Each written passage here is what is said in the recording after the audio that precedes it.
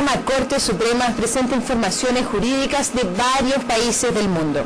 Una gira por África, América, Asia, Europa y Oceanía. Reportajes especiales sobre el Mercosur, decisiones históricas para el derecho internacional, además de informaciones sobre los derechos fundamentales. En decisión histórica, la Corte Suprema de Uruguay declaró inconstitucional la ley de amnistía, más conocida como la ley de caducidad. 4 de los 5 ministros de la Corte Suprema decidieron por la inconstitucionalidad.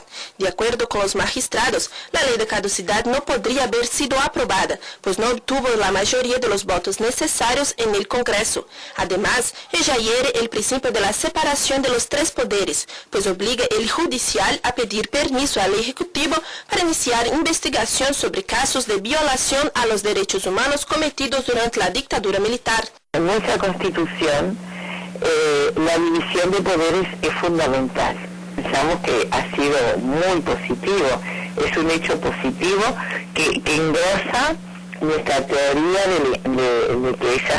de que esa ley es una ley imposible siga vigente en un país democrático. Estamos avanzando en el camino de la democracia verdadera.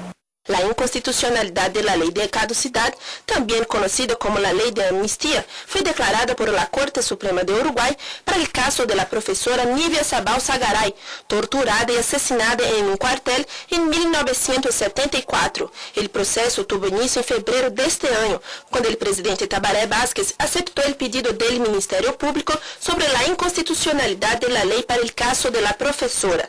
En aquel entonces, el Poder Legislativo manifestó la misma opinión.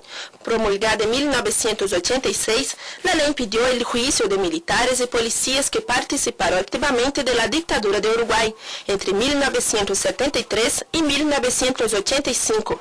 La expectativa ahora es que nuevos casos lleguen al judicial del país, ya que la decisión de la Corte estableció jurisprudencia.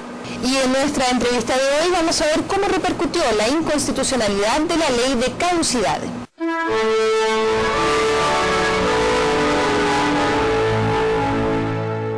La ley en realidad tenía esa expresión, ¿no? Declaraba la caducidad de la pretensión punitiva del Estado. En algunas personas la interpretaron como una ley de amnistía de los militares que cometieron delitos contra los derechos humanos, pero la Corte entiende que no fue una amnistía y que en realidad la ley hablaba de la lógica de los hechos, determinó esa caducidad, porque en realidad esa ley fue dictada por la presión militar en su momento, ¿no? Los militares se negaban a cumplir con las citaciones de los juzgados de la justicia ordinaria que los citaban por violación de derechos humanos. Inconstitucionalidades. Por otra parte, la ley establecía que cuando se recibía una denuncia sobre violación de derechos humanos por militares, el juez debía enviar la denuncia al Poder Ejecutivo, el cual declararía si esa denuncia estaba comprendida o no dentro de las previsiones de la ley. Por lo tanto, la actuación de la justicia en ese momento dependía de si de alguna manera el Poder Ejecutivo autorizaba seguir o no adelante con la investigación. Nosotros entendemos que esa norma es inconstitucional porque afecta el principio constitucional de la separación de poderes. O sea, solo el Poder Judicial investiga y sanciona. Jurisprudencia. En nuestro país no existe el precedente obligatorio y la declaración de inconstitucionalidad surte efecto solo para el caso concreto. Es muy claro que se pueden interponer acciones de inconstitucionalidad o excepciones de inconstitucionalidad en cada caso donde exista o se verifique una denuncia de violación de derechos humanos durante el periodo de la dictadura, y la Corte en su actual integración todo prevé que va a seguir esta línea, esta sentencia que se dictó en estos días y va a declarar la inconstitucionalidad en todos los casos similares. Y es hora de navegar.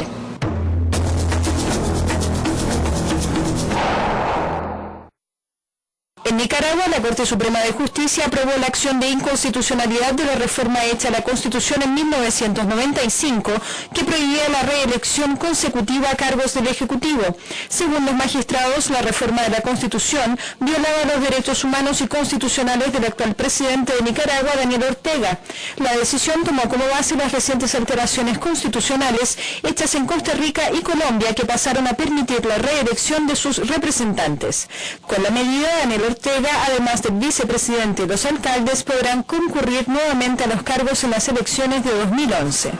En instantes, la Corte Suprema de Chile considera ilegal la exigencia de tarjeta de registro para visitar la Isla de Pascua.